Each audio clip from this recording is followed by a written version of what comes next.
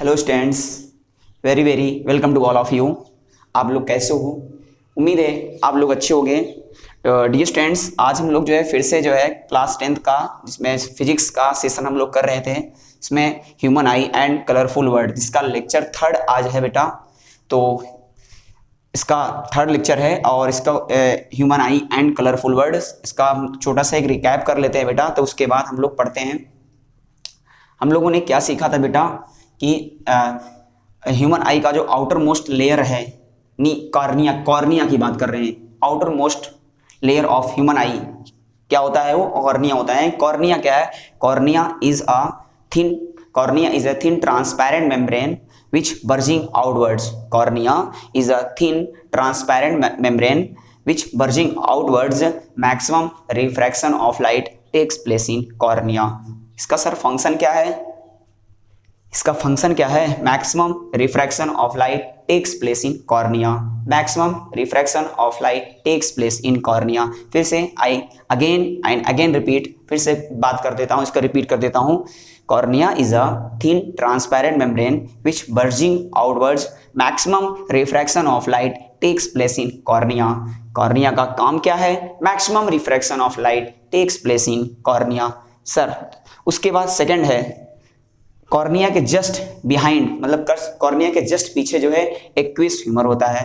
Aqueous humour क्या है बच्चा? एक्विस ह्यूमर क्या है? एक्विस ह्यूमर जो होता है, it is a liquid like structure. It is a liquid like structure. It is a liquid like structure. यह एक liquid like structure होता है। इसका फंक्शन क्या है? इसका फंक्शन क्या है? It is basically shock. It is basically shock absorbing material. यह जो है लेंस को प्रोटेक्ट करने का काम करता है। लेंस को प्रोटेक्ट करने का काम करता है, यानी आपके आई को प्रोटेक्ट करने का काम करता है। यानी फिजिकल शॉक से प्रोटेक्ट करने का काम, फिजिकल शॉक से आई को प्रोटेक्ट करने का काम कौन करता है? Aqueous humour. अच्छा, ये लिक्विड लाइक स्ट्रक्चर है, तो ये जाहिर सी बात है, आप लोग बेटा बता दूं, ये लिक्विड लाइक स्ट्रक्चर है तो यह लेंस को गीला रखने का भी काम करता है। It is also help keep of the lens keep it is also keep of the lens moist, या लेंस को गीला रखने का भी काम करता है। कौन? Aqueous humour. फिर उसके बाद डियर स्टूडेंट्स आता है थर्ड नंबर पे, जो होता है आइरिस। आइरिस हम लोगों ने पढ़ा था। आइरिस क्या होता है? Iris is a dark muscular opaque structure. Iris is a dark muscular opaque structure. Dark muscular opaque structure sir opaque है तो मतलब no refraction of light, मतलब रिफ्रैक्शन देखने को नहीं मिलेगा। No refraction of light. Refraction क्या होता है? मैंने बताया था ये रिफ्रैक्शन क्या होता है? Refract of light one transparent medium to another transparent medium. लेकिन यहाँ पे आइरिस मैंने बताया iris is a dark muscular opaque structure. Opaque है तो नो रिफ्रैक्शन ऑफ लाइट मतलब रिफ्रैक्शन देखने को नहीं मिलेगा। अच्छा, रिफ्रैक्शन क्या होता है? Reflect of light one transparent medium to another transparent medium. Sir iris जो है बेटा, आइरिस जो होता है एक रिंग लाइक स्ट्रक्चर होता है। आइरिस जो है एक रिंग लाइक स्ट्रक्चर होता है।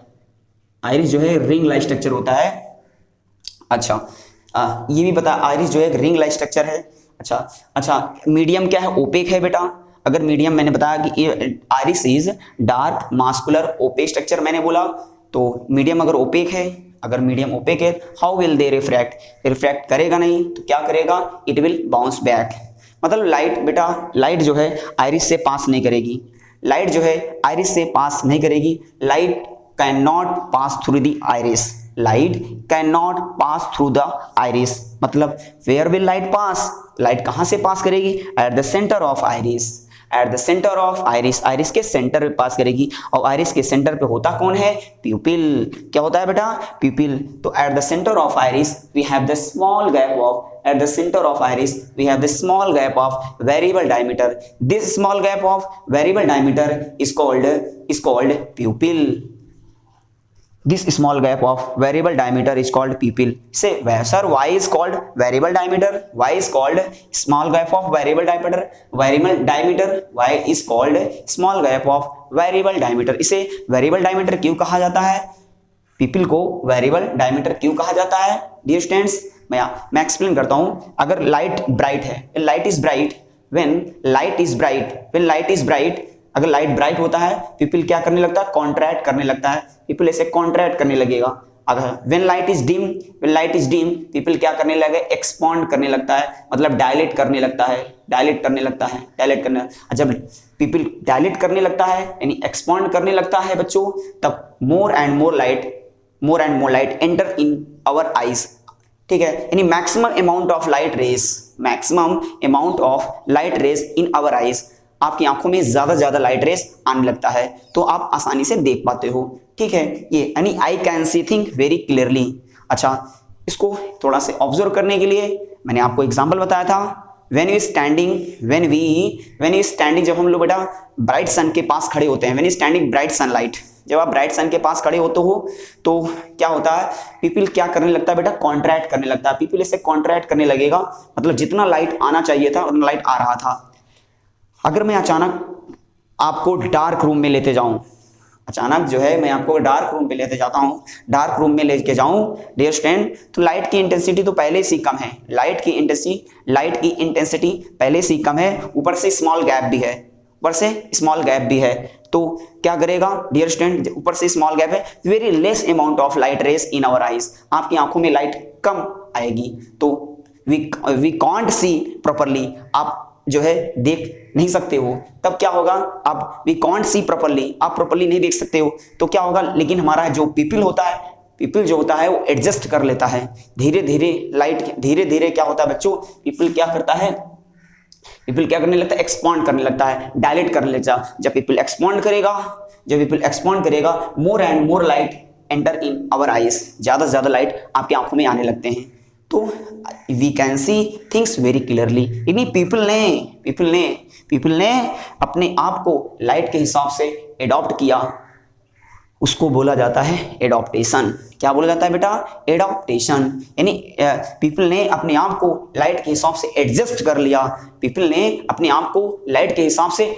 कर लिया, इसको बोला जाता है एडॉप्टेशन। क्या बोला जाता है? एडॉप्टेशन। यानी adaptation is related with प्यूपिल।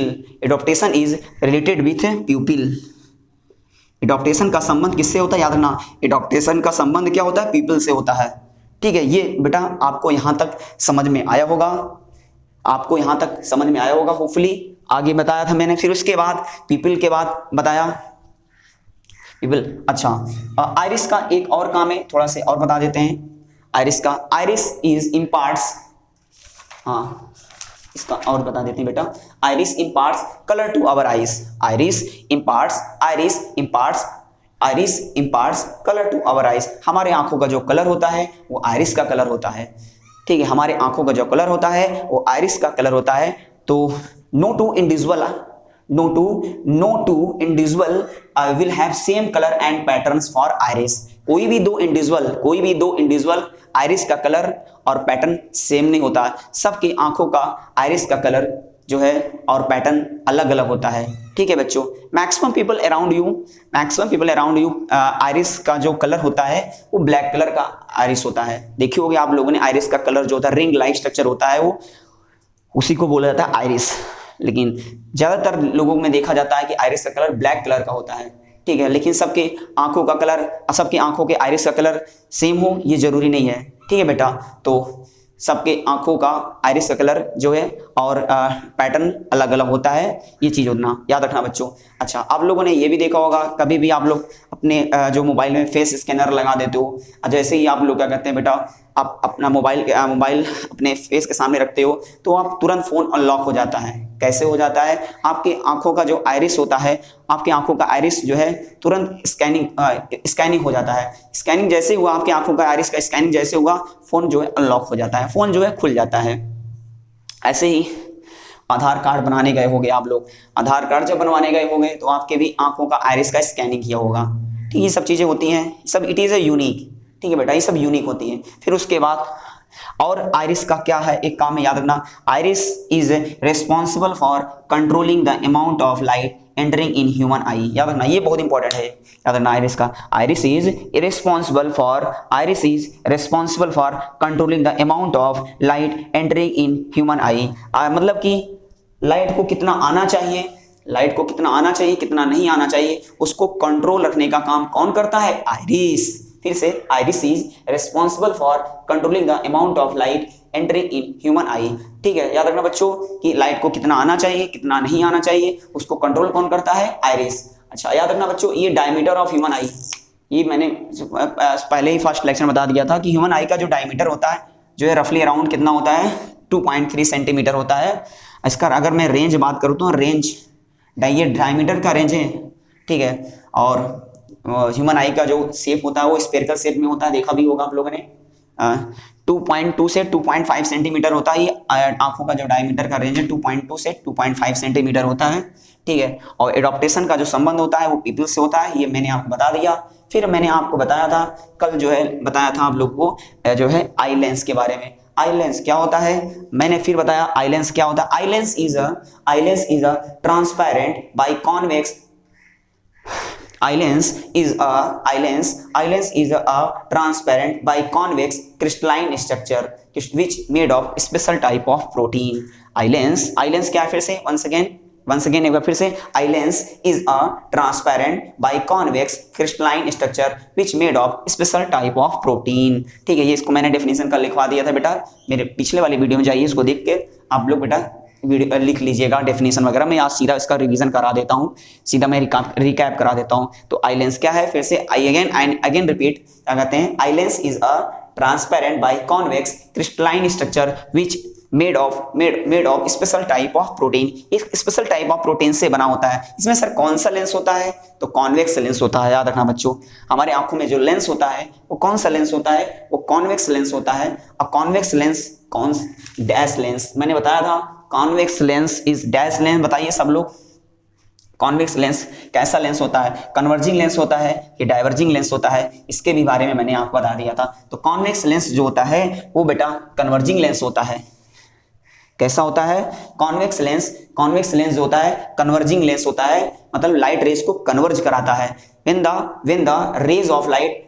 the rays of light refract they will meet at a point on the retina। मतलब कि जब लाइट रेज आएगी, सारी रेज ऑफ लाइट को जब रेज ऑफ लाइट आएगी लेंस पे हिट करने के बाद, तो वो सारे रेज ऑफ लाइट को, यानी all refracted rays they will meet at a point on the retina. सारे रेज ऑफ लाइट को बेटा वो कन्वर्ज कराकर एक ही पॉइंट पे मिलाएगी, उसका नाम है रेटिना। यानी स्क्रीन पे मिलाएगी और उसका नाम है, उस पॉइंट का नाम है रेटिना। अभी रेटिना क्या है? लेंस का, इसका मतलब लेंस का एक ही काम है, लेंस का एक ही काम होता है सारे रेज ऑफ लाइट को कन्वर्ज कराना और को कन्वर्ज कराकर एक पॉइंट पे मिलाना, उस पॉइंट का नाम है रेटिना। अभी रेटिना क्या होता है? रेटिना के बारे में बताया था, रेटिना के बारे में बताया था। रेटिना क्या है? रेटिना इज मैंने बताया था, retina is a light sensitive screen. Retina is a light sensitive screen. Light sensitive screen का मतलब क्या है? Retina is a light sensitive screen. Light sensitive screen का मतलब क्या है कि when the rays of light fall on the retina, the cells will get activate। मतलब जब लाइट रेटिना में पड़ता है, when the rays of light fall on the retina the cells will get activate। जब रेज ऑफ लाइट रेटिना पे पड़ता है तो सेल्स एक्टिवेट हो जाते हैं। एक्टिवेट हो जाते हैं मतलब रेटिना में सर कितने टाइप के सेल्स होते हैं? तो मैं आपको बताना चाहूंगा, retina has 2 types of cells. First is rod cells, another one is cone cells. फिर से retina has 2 types of cells. First क्या है? रॉड सेल्स, और दूसरा क्या है? Cone cells. अब ये रॉड सेल्स का काम क्या है, कॉन सेल्स का काम क्या है, इसको मैं फिर से बता देता हूं आप लोगों को। रॉड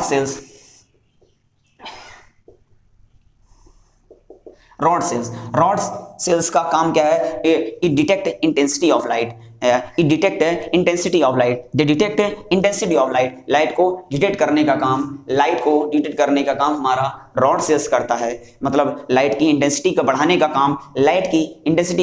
काम हमारा जो है रॉड सेल्स करता है। मतलब लाइट डार्क है कि ब्राइट है, लाइट डार्क है कि ब्राइट है, लाइट डार्क है कि ब्राइट है, मतलब इसको डिसाइड करने का काम, इसको डिसाइड कौन करता है? Rod sales. इसलिए हम कह सकते हैं रॉड सेल्स क्या होता है? It detect intensity of light, light को डिटेक्ट करने का काम हमारा एक सेल करता है जिसका नाम है रॉड सेल्स। उसके बाद बच्चों दूसरा है कॉन सेल्स।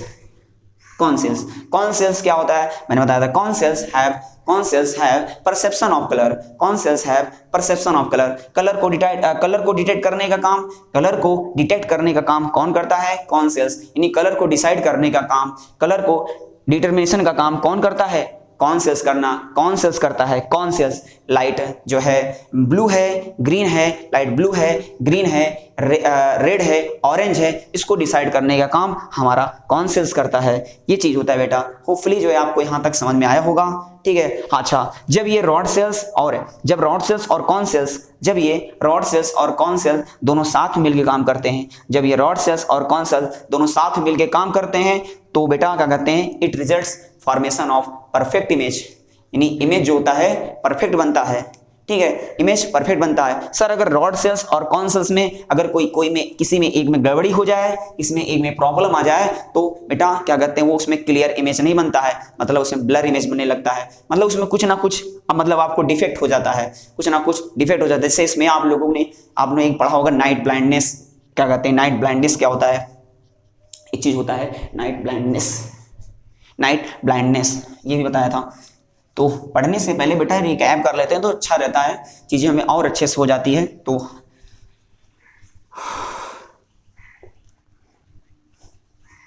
नाइट ब्लाइंडनेस क्या होता है?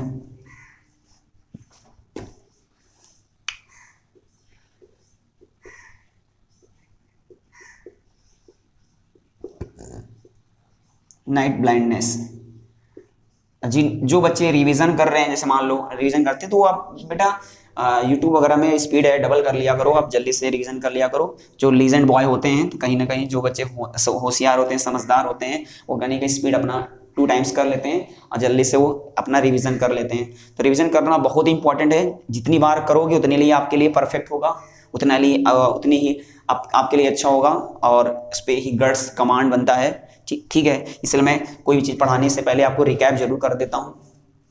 हाँ, तो क्या है बच्चों? तो मैंने ये यहाँ तक हो गया था कौन सेल्स था कि नाइट ब्लाइंडनेस। हाँ, नाइट ब्लाइंडनेस क्या होता है कि नाइट ब्लाइंडनेस क्या होता है? A person can not seen thing at dim light. अगर किसी व्यक्ति को डिम लाइट में नहीं दिख रहा है तो उसको होता है नाइट ब्लाइंडनेस। अगर डिम लाइट में, हल्की रोशनी में उसको दिखाई नहीं देता है तो उसको हो जाता है नाइट ब्लाइंडनेस। और नाइट ब्लाइंडनेस का पीछे का रीजन क्या है, पीछे का कारण मैंने बताया था कि रॉड सेल्स ठीक से काम नहीं कर रहे हैं। रॉड सेल्स ठीक से काम नहीं कर रहे हैं मतलब because the rod cells is not able to detect the intensity of light properly. Rod cells ठीक से काम नहीं कर रहे हैं, इसलिए वो उस व्यक्ति को डिम लाइट में यानी हल्की रोशनी में दिखाई नहीं देता है। ये ठीक होता है, ये होता है बच्चों, यानी उसको हो गया है नाइट ब्लाइंडनेस। अच्छा, ये चीज हो गया नाइट ब्लाइंडनेस। ऐसे ही बच्चों आपने एक बर्ड सुना होगा, आउल। आउल सुना होगा। आउल एक बर्ड होता है जिसकी बच्चों ये एक्चुअली हंट्स एट नाइट, वो रात में शिकार करता है।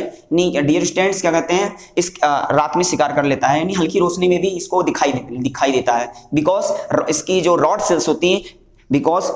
सेल्स होती है आर वेरी हाईली डेवलप्ड। इसके जो रॉड सेल्स होते हैं बहुत हाईली डेवलप्ड होते हैं, ये हल्की रोशनी में भी इसको दिख जाता है और आसानी से शिकार कर लेता है। कौन? आउल। ठीक है बेटा, इसके रॉड सेल्स बहुत ही हाईली डेवलप्ड होते हैं, ये हल्की रोशनी में भी अपना जो है इस हल्की रोशनी में देख लेता है और आसानी से ये हंट कर लेता है, शिकार कर लेता है। ये चीज है, याद रखना बच्चों। ठीक है, तो ये मैंने बता दिया था। अब कौन सेल्स बताया था? Cone cells have perception of colour. ठीक है, लाइट ब्लू है, ग्रीन है, रेड है, ऑरेंज है, इसको डिटेक्ट करने का काम हमारा कौन सेल्स करता है। आई होप, उम्मीद है आपको यहां तक समझ में आया होगा। ठीक है बेटा, फिर उसके बाद यहाँ तक समझाने के बाद हम बात करते हैं ये कि डियर स्टूडेंट्स कौन सेल तक हो गया है। थोड़ा से कलर एक और होता है नाइट ब्लाइंडनेस, उसके बाद कलर ब्लाइंडनेस।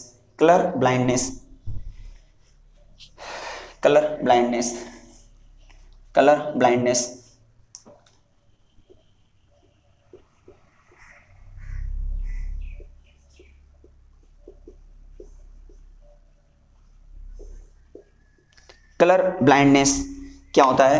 कलर ब्लाइंडनेस में बेटा क्या होता है डियर स्टूडेंट्स से उसमें जो है रेड कलर और ग्रीन कलर के बीच, रेड कलर, जिस व्यक्ति को कलर ब्लाइंडनेस हो जाता है, कलर पहचानने में कुछ प्रॉब्लम्स आती है, वो आइडेंटिफाई नहीं कर पाता है, उसको हो जाता है कलर ब्लाइंडनेस होता है। मतलब वो ठीक से कलर को पहचान नहीं पाता है। अब मोस्टली जो होता है रेड कलर और ग्रीन कलर के बीच, जिस व्यक्ति को कलर ब्लाइंडनेस होता है वो रेड कलर और ग्रीन कलर के बीच वो आइडेंटिफाई नहीं कर पाता है, उसको रेड कलर और ग्रीन कलर वो ग्रे कलर दिखाई देता है। ग्रे कलर, कौन कलर?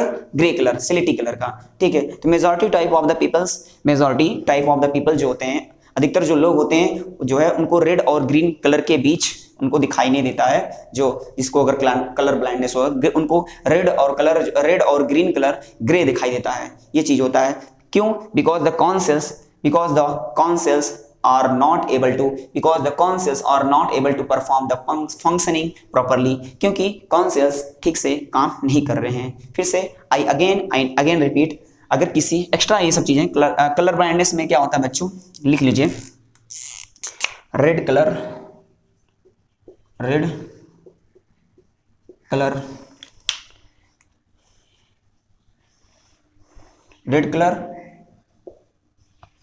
और ग्रीन कलर के बीच आइडेंटिफाई नहीं कर पाता, आइडेंटिफाई नहीं कर पाता जिस इंसान को कलर ब्लाइंडनेस हो जाता है, नहीं कर पाता मतलब उसको रेड और कलर क्या दिखाई देता है बच्चों? रेड कलर और ग्रीन कलर के बीच, रेड और ग्रीन क्या दिखाई, उसको ग्रे कलर दिखाई देता है, ग्रे। बिकॉज इसके पीछे का रीजन क्या है? रीजन है, लिख लीजिए, रीजन जानो, रीजन बहुत पूछता है। जैसे मान लो किसी को कलर ब्लाइंडनेस हो गया तो रीजन क्या होता है? रीजन, कारण क्या है? कारण ही पूछता है। तो लिख लीजिए the cone cells, because the cone sales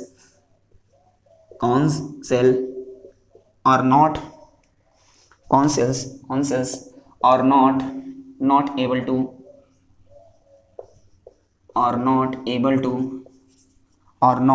able to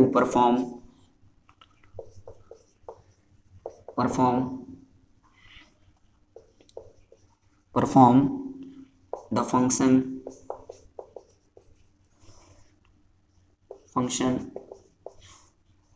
properly।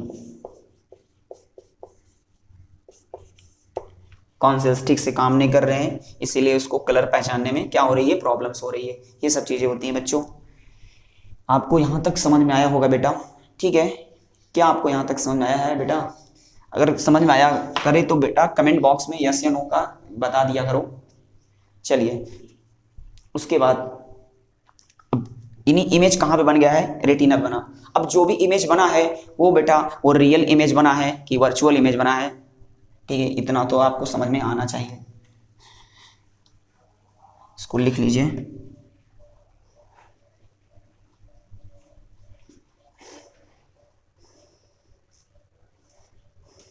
चलिए अब बात करते हैं। अब जो इमेज कहाँ बना है? रेटिना पे।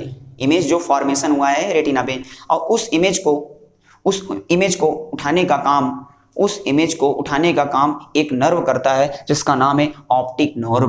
क्या बोलते हैं? Optic nerve. फिर से, जो इमेज बना है आपकी आंखों में, जो इमेज बनता है वो कहाँ पे बनता है? रेटिना पे। तो रेटिना पे जो इमेज बना है उस इमेज को उठाने का काम जो है एक नर्व करता है जिसका नाम है ऑप्टिक नर्व। ऑप्टिक नर्व जो है उस इमेज को लेके जाएगा। ठीक है, ऑप्टिक नर्व जो है, और जो भी इमेज रेटिना पे बना है उस इमेज को उठाने का काम एक नर्व करता है, उसको बोलते हैं ऑप्टिक नर्व। ठीक है, ऑप्टिक नर्व दैट यानी क्या कहते हैं? रेटिना पे जो इमेज बना है उस इमेज को उठाने का काम एक नर्व करता है जिसका नाम है ऑप्टिक नर्व। ब्रेन तक वो लेके जाता है। कौन? ऑप्टिक नर्व ब्रेन तक वो लेके जाता है। उस इमेज को जो है उस इमेज को ब्रेन तक लेके जाने का काम कौन करता है? ऑप्टिक नर्व करता है। तो लिख लीजिए क्या होता है? द इमेज इज फॉर्म्ड, इसको मैं लिखा देता हूं,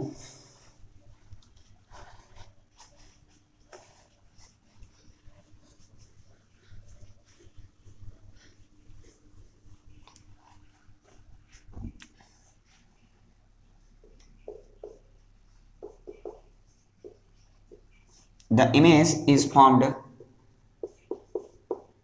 the image is formed,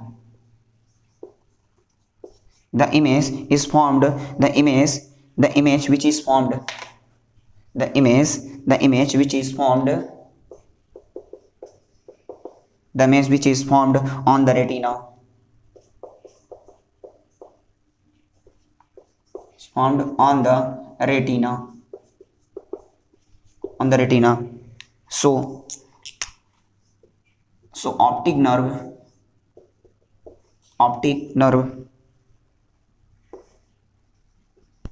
so optic nerve carries,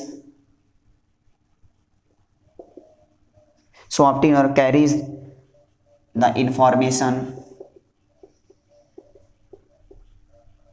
carries the information from, carries the information from retina, from retina, retina to the brain,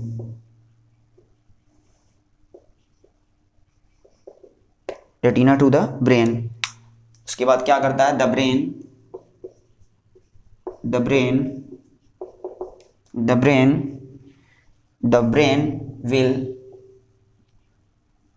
will rectify the image,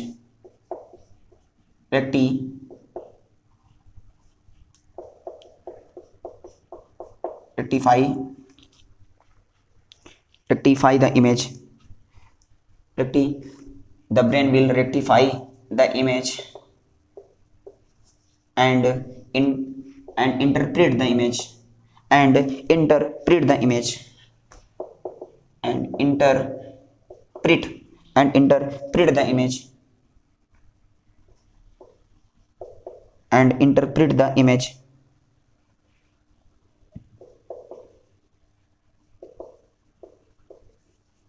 and interpret the image as it is,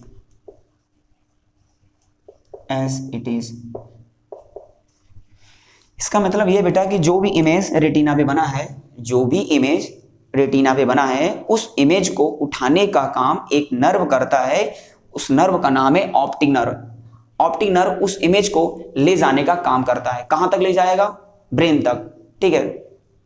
फिर brain उसको क्या करता है, rectify कराता है, rectify कराता है and interpret the image, rectify the image and interpret the image. यानी जो और आप लोगों को पता होगा कि जो रेटिना पे जो इमेज बनता है वो रियल इमेज होता है, और real image is dash image, बताइए बेटा, मैं फिर से बता देता हूं, इसको लिख लीजिए। The image which is formed on the retina, optic nerve carries the information from retina to the brain will rectify the image and interpret the image. यानी कि जो रेटिना पे इमेज बना है उस इमेज को उठाने का काम जो है एक नर्व करता है, जिसे ऑप्टिक नर्व कहते हैं। फिर उसके बाद ब्रेन उसको क्या करता है, रेक्टिफाई करता है एंड इंटरप्रेट करता है, ठीक है। Rectify the image and interpret the image. यानी आप लोगों को मालूम होगा कि कॉन्वेक्स लेंस एक कन्वर्जिंग लेंस होता है, सारे रेज ऑफ लाइट को कन्वर्ज कराता है, सारे रेज ऑफ लाइट को कन्वर्ज करा के एक पॉइंट पे मिलाता है, उस पॉइंट का नाम है रेटिना। यानी जब एक पॉइंट पे मिलाएगा, एक ही पॉइंट में मिलाएगा, सारे रेज ऑफ लाइट कन्वर्ज हो रहे, एक पॉइंट मिल रहा है, उसे उस पॉइंट का नाम है रेटिना। और रेटिना पे जो इमेज बनता है वो रियल इमेज होता है, रियल इमेज होता है। और real image is dash image. मैं आपसे पूछता हूं, real image is dash image, real image is dash image. Real image एक कैसा इमेज होता है, ऑप्शन में दे रहा हूं। Real image is dash image, real image is real image या इन्वर्टेड इमेज, बताइए सब लोग। इन्वर्टेड, फुली सबको बता लोगे, इसमें कोई शक नहीं है, सब बच्चे बता लेंगे। रियल इमेज एक कैसा इमेज होता है, इन्वर्टेड इमेज होता है, नो डाउट। रियल इमेज एक इन्वर्टेड इमेज होता है, इन्वर्टेड इमेज होता है, ठीक है। इसका मतलब बच्चों जो हमारे जो सामने बैठा हुआ व्यक्ति है जो सामने बैठा हुआ व्यक्ति है, रेटिना पे इमेज, उसको जो इमेज बनता है, रेटिना पे जो इमेज बनता है उल्टा बनता है। रेटिना पे जो सामने बैठा हुआ व्यक्ति है, उसका इमेज जो है रेटिना पर उल्टा बनता है, रेटिना पर उल्टा बन रहा है, नहीं उसका इमेज जो है वो रेटिना पे उल्टा आ रहा है। अब उसको सीधा कौन कराता है? सीधा कराने का काम हमारा ब्रेन करता है। ये देखो बच्चों, ब्रेन की पोटेंशियल, ब्रेन की बहुत ताकत क्या है, ब्रेन हमारा बहुत ताकतवर है, ठीक है। तो ब्रेन उसको क्या कराता है? रेक्टिफाई कराता है, इंटरप्रेट कराएगा, यानी उस उल्टे इमेज को सीधा करवाने का काम हमारा ब्रेन करता है, ठीक है, याद रखना बच्चों, ठीक है। तो जो सामने बैठा हुआ व्यक्ति है, तब उसमें जो है, तो उसमें जो ब्रेन फिर उसको इंटरप्रेट करवाता है, सीधा करवाएगा, उस उल्टे इमेज को सीधा करवाएगा, ठीक है। तो जो सामने जो इमेज बनता है वो जो है सीधा बनेगा। हाँ, ये होता है। तो ये होता है बच्चों, याद रखना, रियल इमेज जो होता है इन्वर्टेड इमेज होता है। यहां तक आप लोगों को बता दिया। फिर उसके बाद बेटा है, अब आगे है, यहां तक समझ में आया होगा बेटा। और उसके बाद डियर स्टूडेंट्स है ब्लाइंड स्पॉट। ब्लाइंड स्पॉट, अगर आप इससे ऑप्टिक नर्व की डेफिनेशन लिखना चाहो तो लिख सकते हो, क्या होता है? अ नर्व कैरीज फ्रॉम, ऐसे लिख सकते हो, a nerve carries from information from the retina to the brain is called optic nerve. ऐसे लिख दो, ऑप्टिक नर्व की डेफिनेशन लिखना चाहो यहां से बना सकते हो। Optic nerve, optic nerve notes बना ही रहोगे आप लोग। ऑप्टिक नर्व क्या? A nerve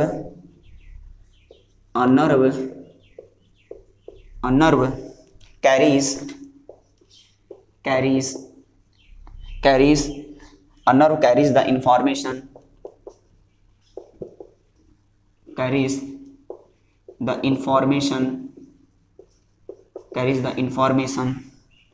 from retina to the brain, retina to the brain is called optic nerve, is called optic nerve, ठीक है। फिर से एक बार रिपीट कर देता हूं, रेटिना पे जो इमेज बनता है, आई again and again repeat, retina पे जो इमेज बनता है वो रियल इमेज बनता है, क्योंकि हमको मालूम है लेंस का सिर्फ एक ही काम होता है, सारे रेज ऑफ लाइट को कन्वर्ज कराना, और कन्वर्ज करा करके एक पॉइंट मिलाना, उस पॉइंट का नाम है रेटिना। रेटिना पे जो इमेज बनता है वो रियल इमेज होता है। रियल इमेज कैसा इमेज होता है? इन्वर्टेड इमेज होता है। इसका मतलब सामने बैठा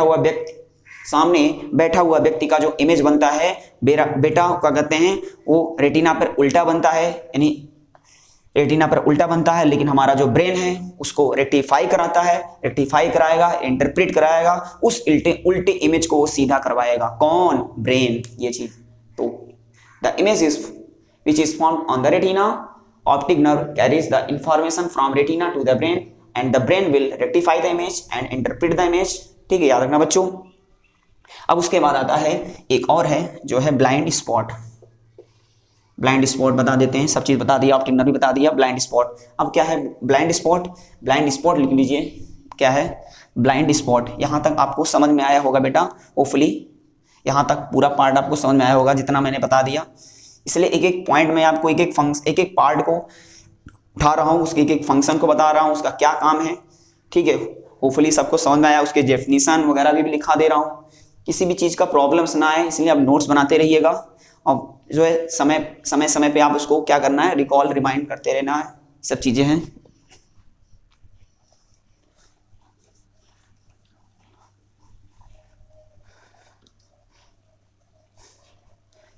अब लिखिए, आखिरी वाला लिखा देता हूं, ब्लाइंड स्पॉट।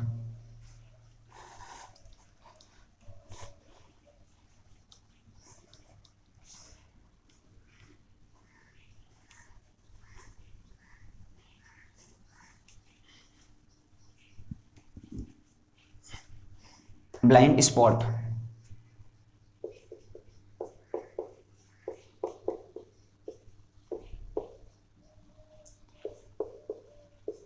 थोड़ा से ब्लाइंड स्पॉट के बारे में समझ लेते हैं। तो blind spot, sir blind spot क्या है? ब्लाइंड स्पॉट एक ऐसा स्पॉट है, ब्लाइंड स्पॉट एक ऐसा स्पॉट है जिसमें concentration of rods and cone cells is zero.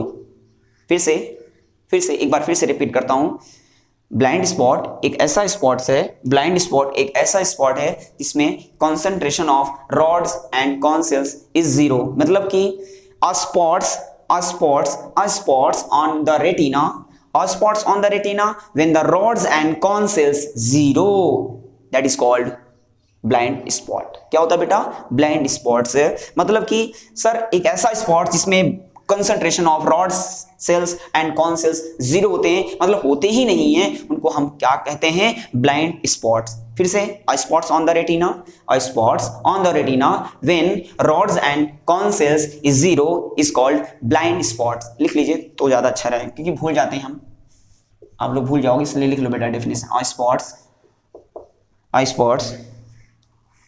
On the retina, spots on the retina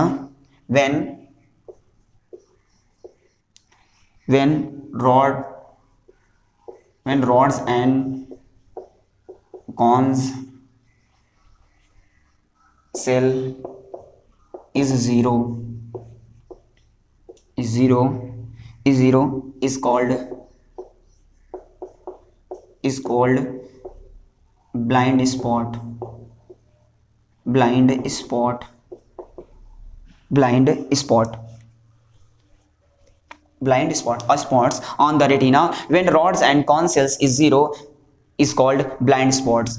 Spots on the retina when rods and cone cells is zero is called blind spot। ठीक है बेटा, जो है मतलब कि इसमें क्या होगा, ऑब्जेक्ट सामने रहेंगे, ऑब्जेक्ट सामने पड़ा रहता है लेकिन आपको उस समय दिखाई नहीं देगा। ऑब्जेक्ट सामने रहता है लेकिन दिखाई नहीं देगा, ठीक है? नहीं, आपके सामने चीजें पड़ी रहती है, आपको दिखाई नहीं पड़ती है, क्योंकि उस समय जो है ऑब्जेक्ट जो है ब्लाइंड स्पॉट पे पड़ा रहता है, क्योंकि उस समय ऑब्जेक्ट कहां पे था? ब्लाइंड स्पॉट पे था। जब ऑब्जेक्ट ब्लाइंड स्पॉट पे रहता है तो सामने चीजें पड़ी रहती है, आपको दिखाई नहीं देती है। आप चिल्लाते हो कि मम्मी यहाँ पे यहीं पे तो था, कहाँ गया? बाद में यार आप खुद ही कहते हो यार यहीं पे चीज रखा था, मेरे को दिखाई क्यों नहीं दिया? क्यों नहीं दिखाई दिया? क्योंकि ऑब्जेक्ट ब्लाइंड स्पॉट पे था। अगर ऑब्जेक्ट ब्लाइंड स्पॉट पे रहेगा तो चीजें सामने होते हुए भी आपको दिखाई नहीं देगी। तो होपफुली ब्लाइंड स्पॉट भी समझ में आया होगा। Spots on the retina when rods and cone cells is zero is called blind spots. एक और है बेटा विट्रस ह्यूमर। विट्रस ह्यूमर लिख लो, विट्रस ह्यूमर। बहुत जल्द हम जो है इसका पूरा पार्ट कर देंगे ह्यूमन आई का, उसके बाद हम आपको आई डिफेक्ट करवा देंगे।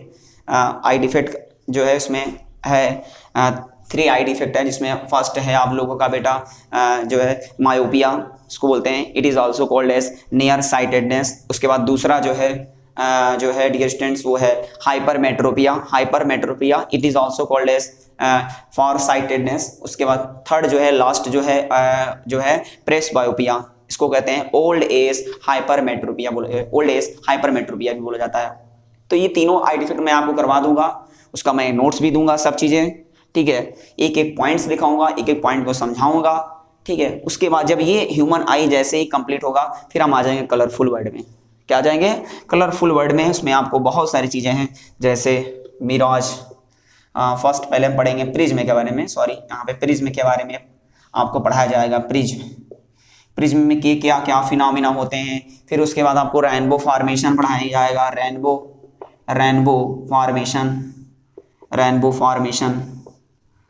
फॉर्मेशन एंड उसके बाद रेनबो फॉर्मेशन के बाद आप लोगों को पढ़ाया जाएगा TIR, टोटल इंटरनल रिफ्लेक्शन।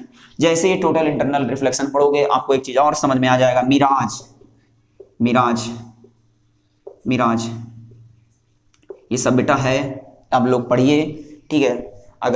अगर मान लो जाके CBSE के ऑफिशियल वेबसाइट में देख लीजिए, अगर ये चीज़ है तो आपको पढ़ना पड़ेगा, नहीं है तब भी पढ़ना पड़ेगा, क्योंकि कंपटीशन फील्ड में ये चीज़ बहुत इंपॉर्टेंट होता है जितनी चीज़ बता रहा हूँ। और ऐसा कोई एग्ज़ाम बना ना हो इसमें ये सब चीज़ें पूछा नहीं गया, इसलिए एक एक कॉन्सेप्ट पे आप पकड़ बनाइए। जब आपका कॉन्सेप्ट अच्छा रहेगा तो आप चीज़ों को अच्छे से समझ पाओगे और उसका अच्छे से आंसर भी दे पाओगे। तो क्विज वगैरह तो बहुत आसान होता है जब हम कॉन्सेप्ट अच्छा से समझ जाते हैं। जब हमारा कॉन्सेप्ट बिल्डिंग अच्छा हो जाता है तो हम क्विज में बहुत अच्छे से कर लेते हैं। लेकिन जब हमारा कॉन्सेप्ट ही मजबूत नहीं है, चीज़ों को हमको समझ ही नहीं आया है, तो आप इसमें तुक्का तुक्की मारोगे, फिर कुछ नहीं हो पाएगा आपका। इसलिए बेटा, तो यही तक आज का सफ़र यहीं तक रहेगा। आज की हमारी जर्नी यहीं पे ख़त्म है बेटा। कल फिर हम लोग जो है नेक्स्ट वीडियो में पढ़ाएंगे, उसके आगे जो है विट्रस ह्यूमर के बारे में बताएंगे, ठीक है। और हाँ, वीडियो अगर अच्छा लगता है तो सब्सक्राइब कीजिए, शेयर कीजिए अपने फ्रेंड में, ठीक है। पूरे जितने भी आपके फ्रेंड सर्कल में पूरा जो है आप बताइए उनको कि जो है इसमें फिजिक्स का जितने भी मैं पार्ट है उसमें सब आपको मैं करा दूंगा। पूरा वीडियो जो है मैं आपको उसमें अपलोड करूंगा, ठीक है, फ्री ऑफ कॉस्ट। इसमें कोई भी चार्ज नहीं लगेगा और ये चीज़ है। तो मिलते हैं तब तक के लिए, टेक केयर, बाय बाय।